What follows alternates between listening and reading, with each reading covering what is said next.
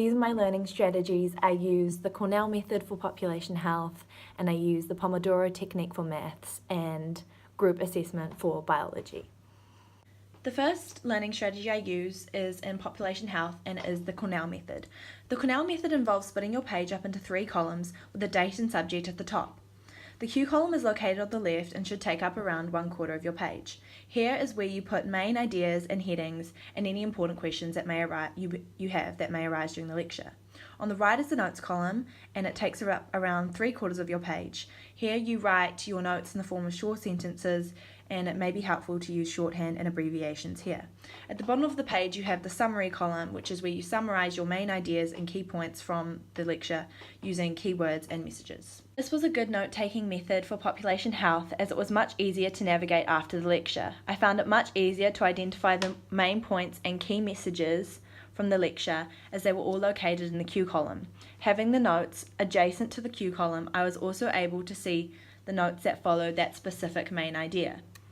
This setup made making post-lecture notes much more efficient and also helped to identify any places where I had missed the information. However, with any note-taking method on paper, I often did end up missing some key points and important details. This meant that I often had to go back and rewatch the lecture and go back over the lecture slides, which was time-consuming. This often means that when I was creating my population health notes and creating my summary notes, such as these ones, it took longer as I had to go back and rewatch to fill out all the spaces that I had missed. To improve this learning strategy, what I would do differently next time is to set up this table on my computer. Hopefully this will ensure that I'm able to get down all the notes, or if not, more notes than I would using paper, as typing is much faster.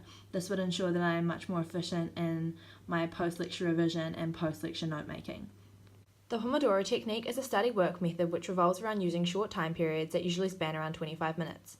It involves working for 25 minutes and having a short break. You usually do around 4 sets of these, and then have a long break, 30 minutes. You repeat this process until you finish the task.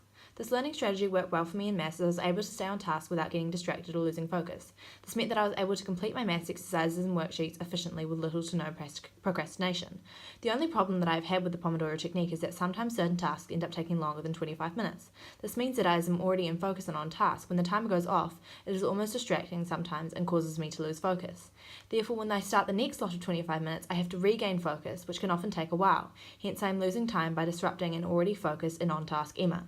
This is a problem for me, especially as once I lose focus, I struggle to regain it in a timely fashion. In order to improve this learning strategy for myself, next time I would plan more in order to determine my time intervals for the specific tasks / worksheets I am doing, and try to approximate how long I would like to spend on each task, hopefully meaning that the timer won't disrupt my focus, i.e. I would aim to complete one exercise 1 through 6 in the first lot of 25 minutes, or I would make the time longer or shorter depending on how long I think I may take on these exercises. My next learning strategy I used in biology, and that was group assessment. It involves testing and teaching a group of individuals on the content to which we are going to be assessed. Often individuals more confident in specific topics will test and explain those specific contexts to the rest of the group, helping to further their understanding. All the while the person who is teaching the content is also gaining a deeper understanding of the concepts they are teaching. This learning strategy worked well for me in biology as the content was split up into specific topics with learning objectives specific to each. Therefore, in the group setting, individuals that were strong in a certain topic or even had a good understanding of specific learning objectives were able to teach and test those of us that weren't as competent in a specific topic. This was helpful as if I was the person teaching and testing, even though I wasn't being tested, it was testing the understanding of the concepts and challenging me to explain the same concept in different ways, furthering my understanding of the information. And if I wasn't being the one that was teaching, then having my peers testing and explaining to me was helpful, and as multiple people would work together to help each other and explain the same concepts in different ways in order to ensure that each of us would understand. However, I'm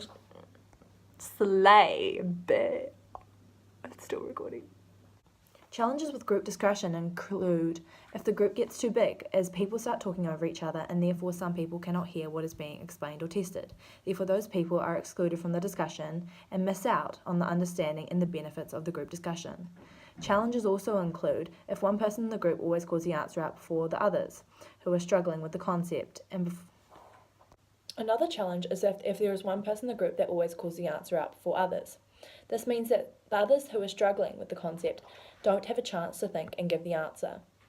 A challenge can also be the fact that people would like to work on different topics in the group, meaning that it is only beneficial to those who want to study the top topics that the majority want to study.